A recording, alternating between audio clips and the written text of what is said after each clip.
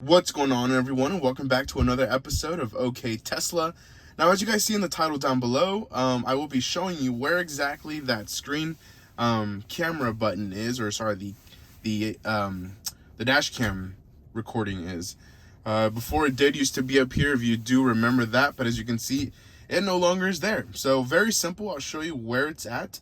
First off, though, if you guys haven't yet, make sure to subscribe, hit that little like button down below, and comment on what other videos you guys want to see regarding version 11 or anything else here regarding the Tesla. But back to it, it's very simple how to get to it.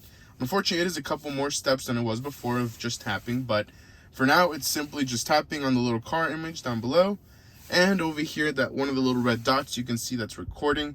So you would just press that, and of course, it would just save that certain clip, and there's your sentry mode down below. So that's where it is. Again, it's just simply tapping on the little car image down below here on the bottom left, and just tapping that record button. Again, it is a few more steps than just tapping the little camera icon, but it's what we got to work with. So again, thank you guys for joining me here today, and I will be posting more videos here shortly. Make sure to subscribe, like, and comment if there's specific topics you do want to see about. But see you guys in the next one.